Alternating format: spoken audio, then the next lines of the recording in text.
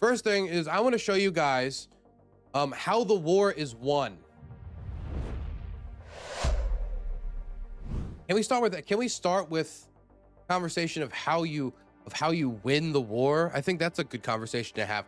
Let me show you guys how you win the war.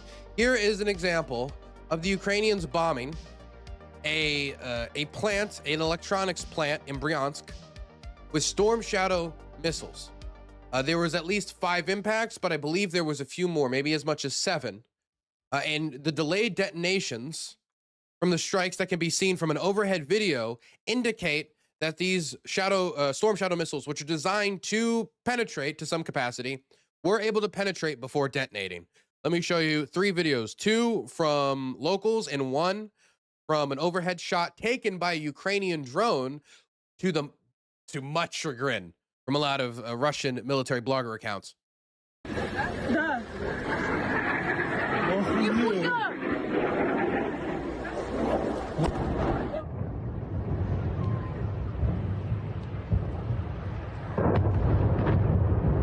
Это пипец. У нас бахает. Куда-то попали, дым.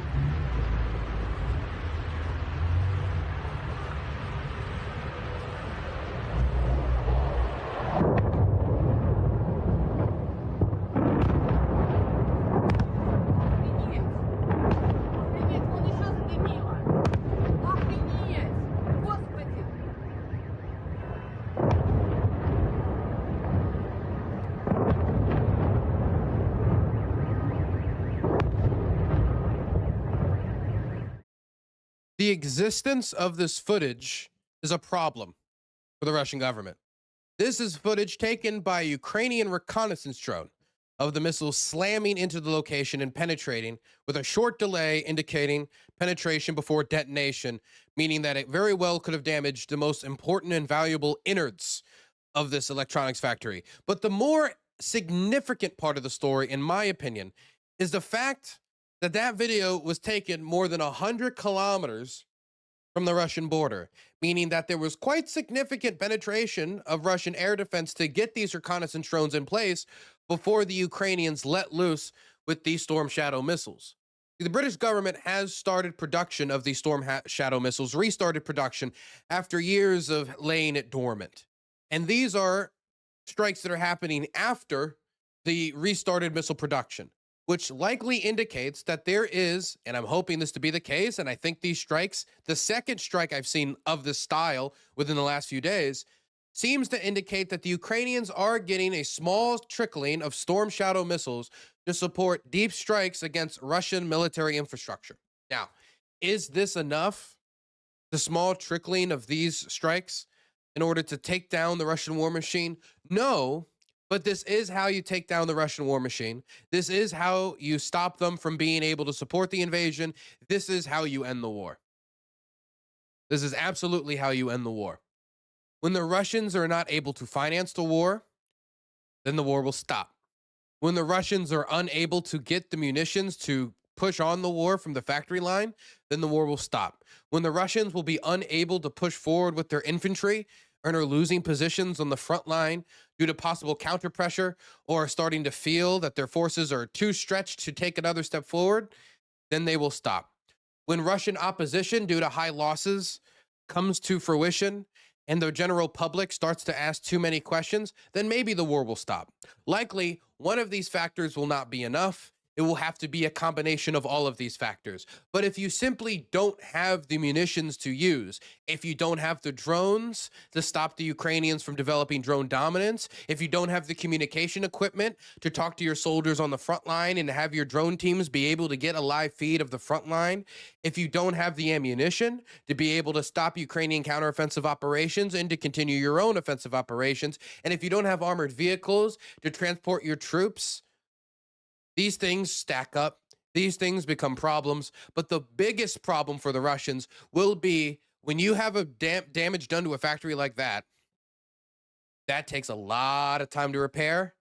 And depending upon how much damage was done, it will be extremely expensive. They will likely have to pay more than they would like to avoid the sanctions and get around them in order to get the munitions and parts necessary to repair the factory. And it will likely take, regardless of how much money they throw at the problem, a very, very long time to repair it, even if they are working 7 days a week, 24 hours, as the Ukrainians are constantly. This is still not enough. If the Ukrainians are able to get a small trickling from the Brits, that will help them. That will help them strike probably a few targets every month.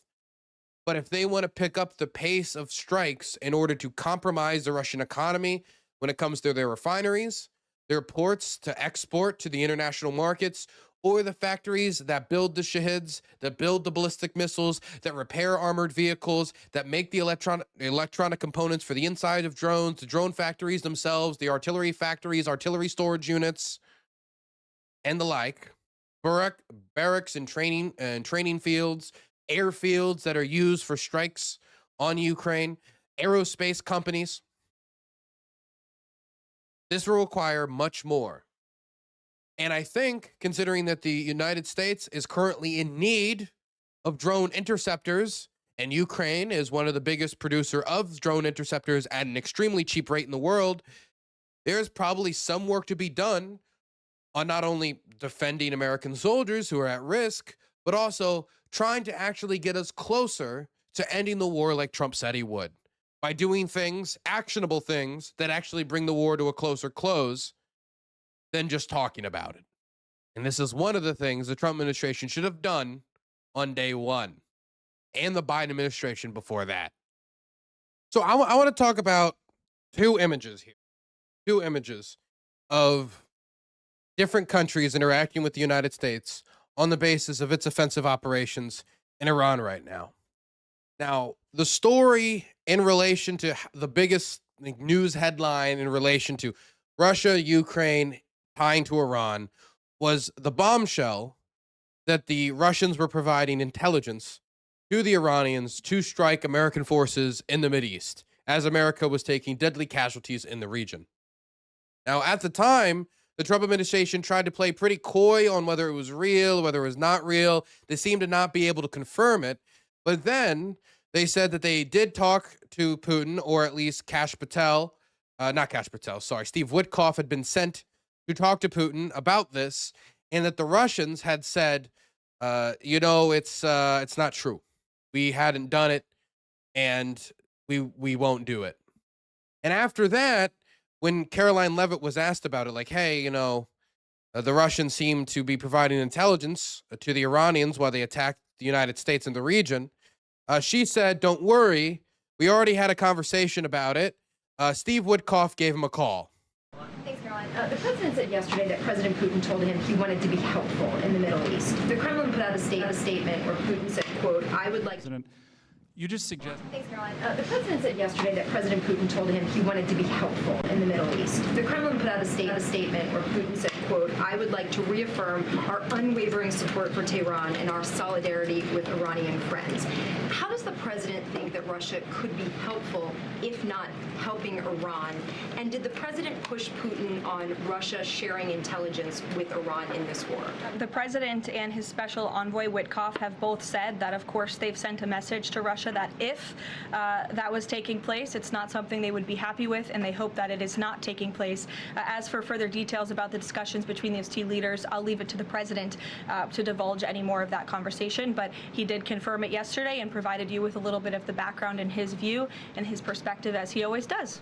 So Steve Witkoff, the man who said that the Russians had won elections in occupied territory, so, it's kind of their land, and wanted to give up regions he didn't even know the names of, and has been overwhelmingly the Russians' favorite plaything, to the point where the Russians made very clear they would prefer to do negotiations with Steve Witkoff, the man who they had to provide a translator for to go back and forth with, and he accepted instead of an American translator. Instead of, Keith Kellogg, who actually speaks Russian, knows more about the Russians, it would not be so amenable to Russian interests. It would be more concentrated on, namely, American interests, but also would not be taken for a fool. Well, Steve Witkoff was the person that Caroline Leavitt put the point to, like, hey, he's the negotiator. He's the point person on Russia now, the businessman with no experience in the region. He went and talked to them. I'm sure everything's okay. Well, fine, Caroline. Let's listen to what Steve Witkoff had to say about his conversation with the Russians about the matter of them providing intelligence that could lead to the deaths of American soldiers. I can tell you that yesterday on the call with the president, the Russians said that they have not been sharing. That's what they said. So, you know, we can take them at their word, but they did say that. And yesterday morning, independently, Jared and I had a call with Ushakov, who reiterated the same. So, you know, that's a better question for the intel people, but let's hope that they're not sharing. But no, what you... That is a man that I would be fascinated, absolutely fascinated, to watch put on his shoes in the morning to see how many hours it takes. What do you mean we can take the Russians at their word? There is not a more ridiculous sentence in existence than the words, we can take the Russians at their word.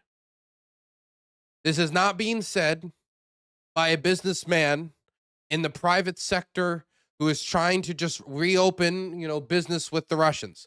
This is being taken by a businessman in the public sector who wants to reopen economic relations with the Russians. That's the only difference. But that public official part is still pretty crucial. Because that means that he represents the interest of the United States. Right? And I wouldn't expect any politician, any public official, to put the interests of the United States before the interest of any other country, because that's not his job, especially when you're the American first presidency. If you're the America first admin and you're putting the Russians' word above that of it seems pretty credible intelligence reports, or, you know, the danger of your own soldier, this seems like something you should not say. We can take the Russians at their word. Why can we take the Russians at their word? The Russians have thrown 50,000 kamikaze drones at the Ukrainians. What's the base design for those kamikaze drones that have become recognizable by their sound, by the screeching sound of what sounds like a lawnmower flying over your apartment all across major urban centers across the country? That was provided by the Iranians. Iranian components very well still could be arriving and showing up in these drones.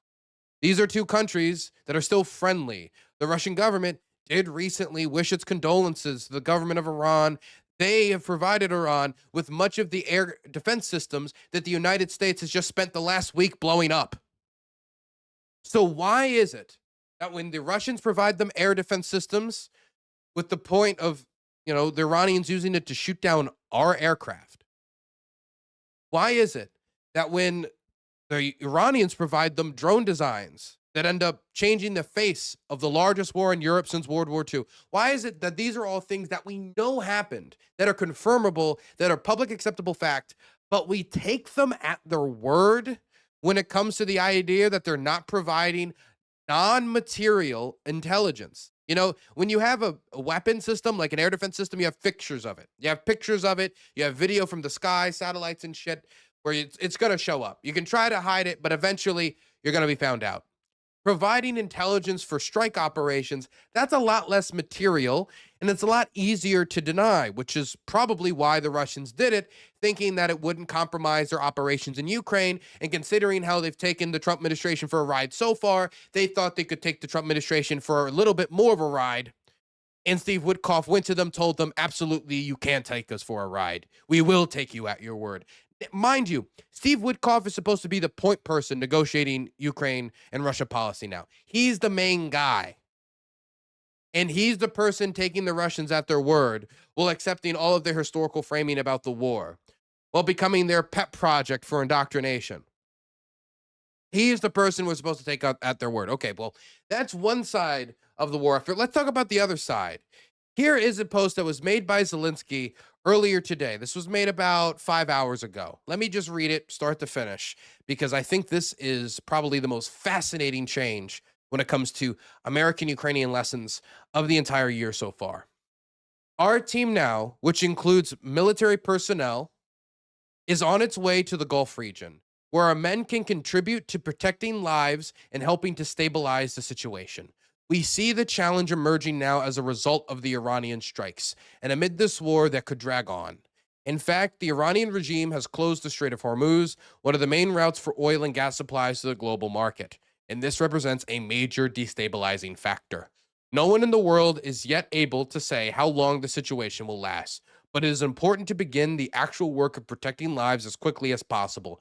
Stability is also essential for us, and it is necessary for those heading to Ukraine today to seek to support to continue providing assistance to us as well, especially for our air defense. We already offered the United States an agreement last year regarding drones, and this is the right vision, to be together to producing drones and in using them. And everyone now sees that there is no alternative to this path. Ukraine possesses the world's greatest expertise in confronting attack drones, and with our experience, it would be extremely difficult for the Gulf region and the entire Middle East, as well as our partners in Europe and America, to build a robust defense system. We are now ready to help everyone who helps us and helps Ukraine. And we will work with our military personnel, with intelligence agencies, and the Ministry of Defense and the Ministry of Foreign Affairs to prepare specific agreements. Ukraine is a reliable partner in strengthening security, and this is not only a security perspective for us, but also an economic one. Protection for Ukraine, cooperation with partners, and development of Ukrainian industry. Everything the Ukrainians have learned to defend themselves can become a global foundation for security and global foundation for safe life. Fascinating. So this seems to indicate, and we know this to be true, that American teams, Ukrainian teams, at least 3, have been deployed to the Gulf states, specifically the UAE, Qatar, and Saudi Arabia, to engage in air defense. These are countries that are soon going to see these drones, these anti-drone drones, in action for the first time, defending their countries. Now, the United States should have anti-drone capabilities of its own anti-drone drones, but we haven't seen them, at least any footage of them, in active use to really any degree. And now I'm not saying that, they don't work, but I am saying if they do, they're not really using them. So the story goes before this, because this is already pretty big. I mean, these countries are kind of in a problem right now. They've got to defend their oil fields. They've got to defend their civilians. They've got to defend their major cities. They have to defend the tourism sector. They have to defend refineries, oil production, the actual wells. But they also have to defend their salination plants. I don't know if you guys saw, Bahrain, this tiny little island nation right next to Qatar, Bahrain was hit in its salination plant. It was damaged, not destroyed. But if you don't know what a salination plant is, a salination plant takes salt water and it makes it into drinkable water. And when you're talking about the UAE and Qatar, 40% of their water comes from desalination. Kuwait, the number is 90% of their water comes from desalination. And the fact that the Iranians were willing to show that they could strike a desalination plant, and by the way, an Iranian desalination plant, I believe, was damaged as well. So I mean, this is a risk across the sea here, across the Gulf, across the Persian Gulf.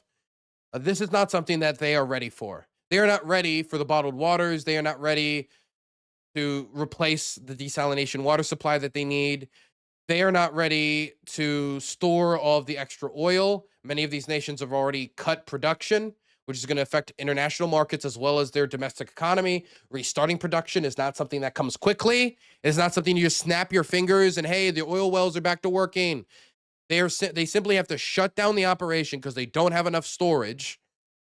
And over the since the start of the operation, about 150 million barrels of oil that would have made movement have not moved. That would have been added to the international markets have not been added to the international markets.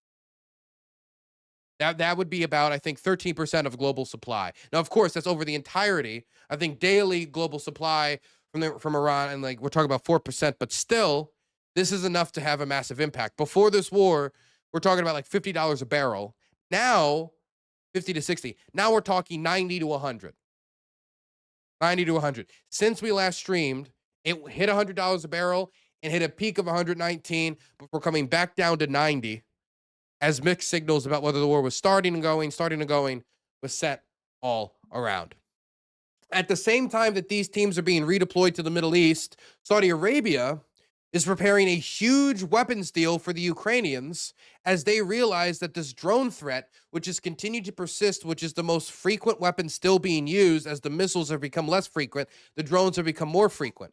They are lower cost to produce, their production is more dispersed, and they have more of them and can produce more of them. And completely eliminating all the drone launchers is impossible because all you really need to launch one of these things is like a Toyota, like a pickup truck. If you have one, you're good. Whereas the ballistic missiles, they only got like 450 of those launchers, and the Israelis said they already destroyed 2/3 of them 4 days into the operation. Whether that's true or not, I don't know, but they've probably destroyed at least half. And they only have so many more. Whereas these, buddy, you could jerry-rig this up to like some, probably like any pickup truck could do it. So obviously, this is a more flexible, a more survivable type of munition that could continue to be thrown at Gulf states for a very, very big front line. I mean, if you look at the length of field that has to be protected from the strikes that happened up in Azerbaijan all the way down to Oman, who was not directly involved in any strikes on Iran, that is considered historically a more neutral state, but after the death of the old Sultan, who was seen as a great mediator in world affairs, it has tilted more and more towards the Gulf states, and so I assume they decided that it was probably not worth it. Not worth it to leave them out of it.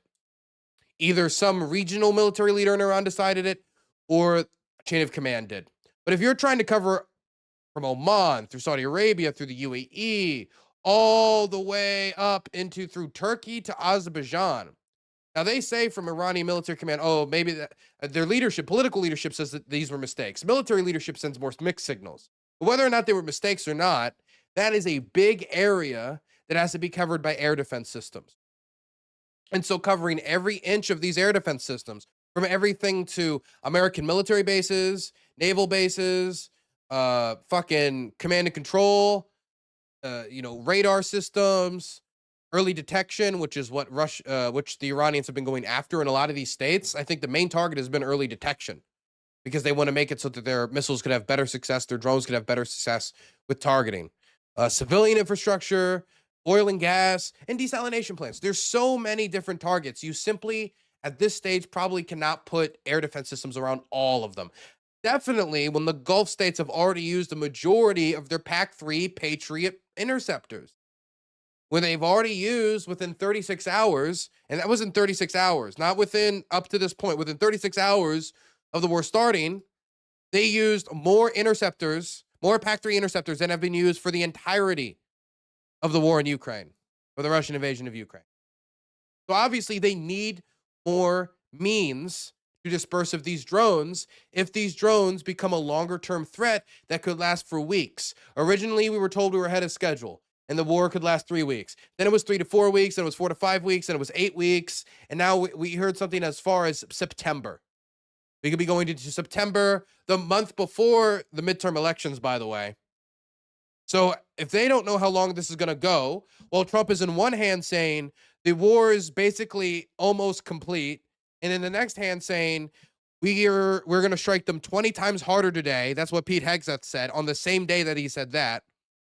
On the same time, when the Iranians are saying that from their perspective, the war is still going, they will not allow anything to go through the Strait of Hormuz. Well, Trump says that if they don't remove their mines from the Strait of Hormuz, then they're going to have a devastating response, and that they must allow their travel through the Strait of Hormuz, and that they're going to escort through this area and XYZ. There's so many different mixed signals. I don't even know what I would advise somebody who is saying, how do we do the predictive market pricing of a barrel of oil? I couldn't tell you because these are such mixed signals. But what I can tell you is that the end of the war is not clear. It being very complete when the Iranians have not given up an Iranian nuclear program. The Iranians have not given up a ballistic missiles program. The Iranians have not given up their drone program. They have not given up support for proxies. Hezbollah is firing rockets into Israel, which obviously means it hasn't given up them as a proxy. They haven't given up the Houthis as a proxy. They haven't given up Kataib Hezbollah in Iraq as a proxy. So all the things that Trump was making demands on, especially when it comes to his high standard of unconditional surrender, have not been met. His demand that he gets selection in choosing their new leadership is already done. It's that demand has been denied and stopped because they've already chosen Khomeini's son, a hardliner, somebody Trump would not have chosen, somebody that Trump's administration sanctioned back in 2019. He's now the new Ayatollah. So choosing leadership, that he obviously didn't have an impact there. So what indication do we have of the compromise that could be made to provide an off-ramp for the Trump administration to get out of this war? The only thing that I can think of that could maybe be attained at this stage would be getting rid of the sunset provision for something that looks a lot like the JCPOA, which would still be slightly better than the JCPOA, but would still be miles away from what Trump was demanding, especially if you hold it up to the standard of unconditional surrender, regime change, or even autocrat change, which has failed. Well, I guess they changed from one hardliner to another, but that's not what the Trump administration wanted, is it? So, if that's the situation the United States finds itself in, then the United States has to find another way to defend its assets in the region for a potential war that could last through March into April and who knows how long. And so far, it seems the United States has not been able to provide Gulf allies or maybe even its forces in the region with the anti-drone interceptors that are necessary to counter them at a cost-effective manner. So you're not using PAC-3s or CRAM or a bunch of systems that can't be everywhere at once and is more expensive than the systems that they're taking down. CRAM is probably the closest you're going to get to something where at least per shot, depending on how many is fired, it's not going to be more expensive. But I mean, the equipment itself is more expensive. Whereas you're talking about these drone interceptors from the Ukrainians, and we're talking about the Sting is going to be less expensive than any other munition the United States has at its disposal to take down a drone, period. We're talking about something that is like roughly not even $10,000. Worst case scenario, we're talking about something in that range. I mean, that's cheaper than the drones that are being fired at it when its closest competitor can get close to the hundreds of thousands of dollars to the millions of dollars range. They're saying 10 to 15K. Yes, it's like roughly 10K. If you really wanted to trim it down, it could be less, but yeah, it'll probably be roughly 10K. Now, maybe the Ukrainians will charge a lot more to Saudi Arabia, but at the end of the day, they're the ones that have the battle-tested version and the experience against these types of drones. Drones that have been perfected for mass strike campaigns against the Ukrainians in 4 years of full-scale war from Russia. They have the experience, they have the production infrastructure, they have the engineer know-how, and they're the only ones making the offer. The Russians are not offering to give the United States their anti-drone interceptors. Okay, that's not happening. The Chinese and whatever program they're working on, they're not giving to the United States. So what other option does the United States have?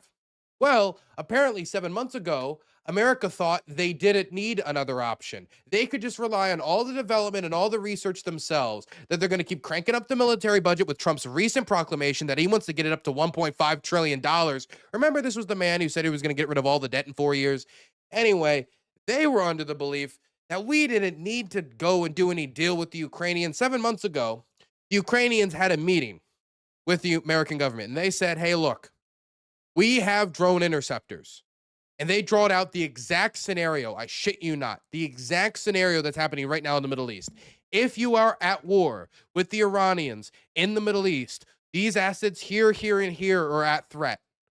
And they're going to engage in a mass strike campaign against American targets. They are not just going to use ballistic missiles, which you could use American-made systems to intercept, like the PAC-3 and the PAC-2 and the THAAD for higher, if you want to get it before the volatile, like, final stage before an actual impact, use the THAAD system. But when it comes to these drones, they didn't have an inexpensive counter.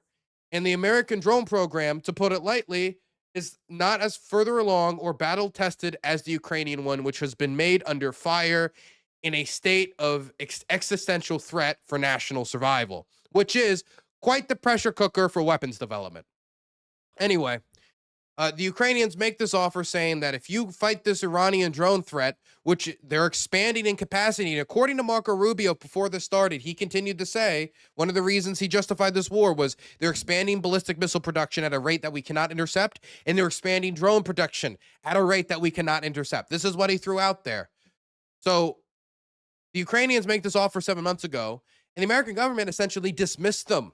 I believe one quote from one American official was, "We just assumed this was Zelensky being Zelensky." Let me read this to you guys. Nearly 7 months ago, the Ukrainian officials tried to sell the U.S. president a battle-proven technology for downing Iranian-made attack drones. The Trump administration dismissed the Ukrainians, only to reverse course last week because of more than expected drone strikes from Iran.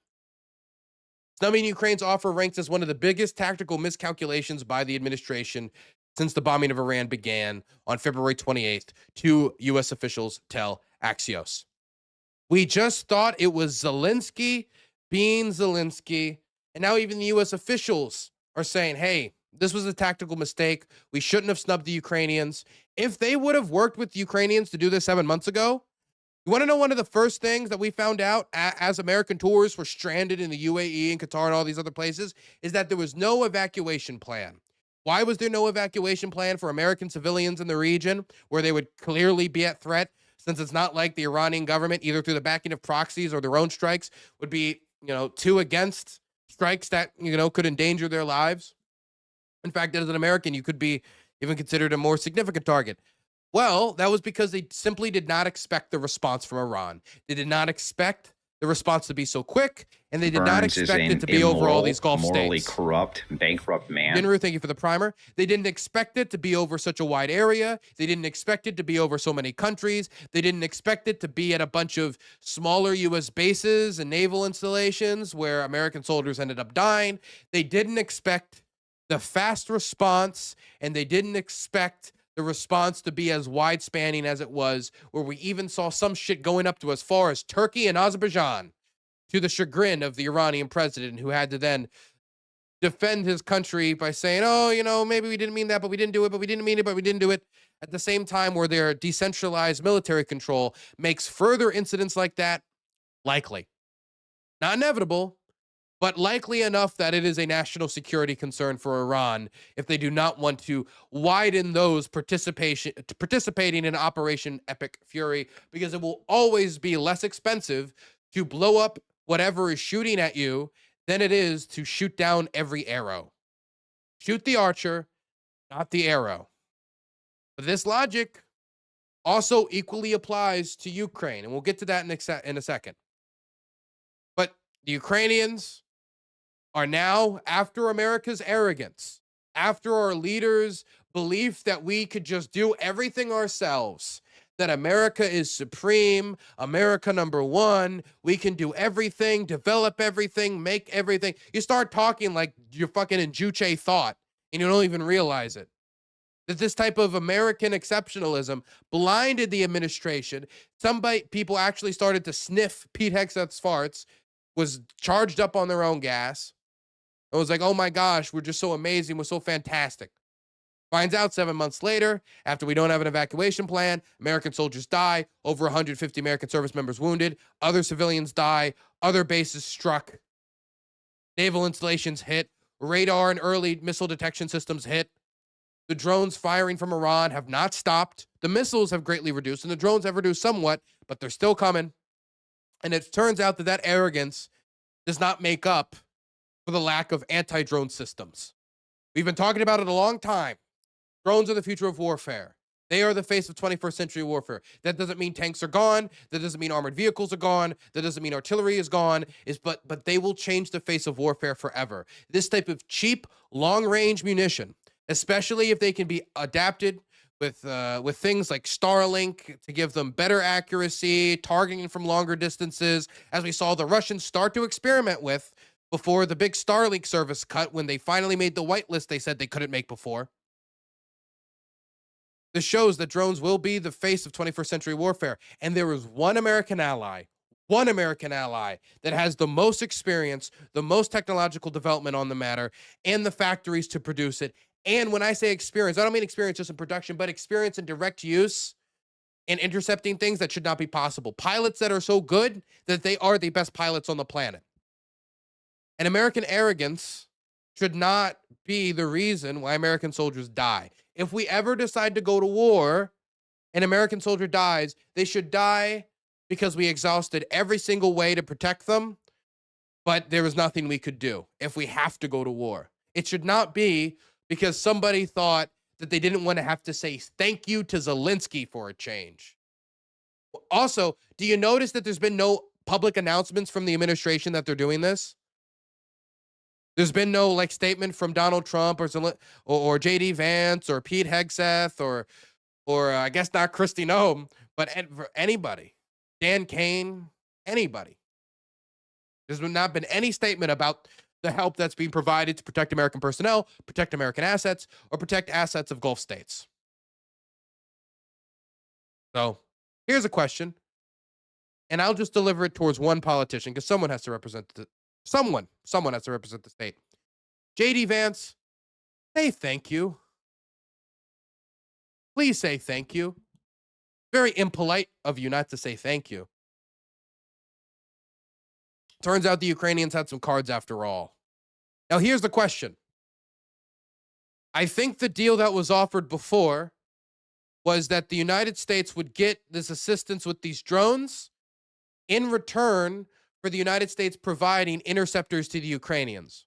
Now, PAC-3 interceptors have been used at such a rate in the Mideast that I do question America's dependability to deliver upon that promise. Here's another thing the United States could provide that could be of use, and they should provide in return for this assistance if the administration has any interest in actually bringing the war to a conclusion. The long-range munitions to target the factories that are producing these drones in the first place that give the Russians the feeling that they can continue the war regardless of Trump's demands being ignored. That I find much less likely to be provided. Regardless, the Zelensky administration is doing whatever they can to try to get more support to the Ukrainian state, and that includes supporting U.S. operations elsewhere, even in a defensive capacity, even if it's just in a defensive capacity. Ukraine is to get 35 Patriot interceptors. We talked about this before, how we didn't know if they were going to get the 35. It looked like they weren't going to get the 35. People were backing up. Now we know that the 35 Patriot interceptors are going to get to Ukraine, which is a initiative of PAC-3 interceptors from Boris Pistorius, which is the German defense minister. He wanted to give 5, and he said he would match like other interceptors if other countries gave or provided them. Then it looked like that was falling out as the war in the Middle East kicked off and countries were nervous about providing them. Well, it seems due to that reporting, and it seems that Ukraine probably going to the Mideast saying, fine, if you're scared, we'll deal with it, you fucking pussies. I'm sorry, I don't know how else to phrase it. Fucking pussies. We'll go deal with it.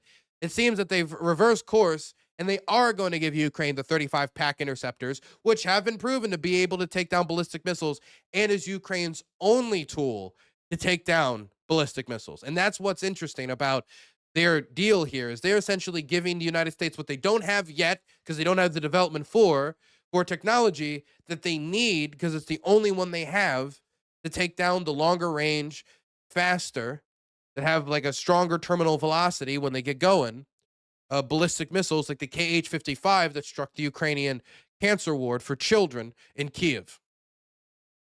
But don't worry, guys. If you thought that Donald Trump was changing his ways and maybe, this would lead to a general shift, the United States, after removing the sanctions on some of the product going to India, is considering lifting further sanctions on Russian oil to try to stabilize world markets after Trump engaged in this war of choice. So if you think Trump had changed too much, it might have been replaced by a body double or something, don't worry. It's still the same old Trump, if any of you were concerned for his health and safety.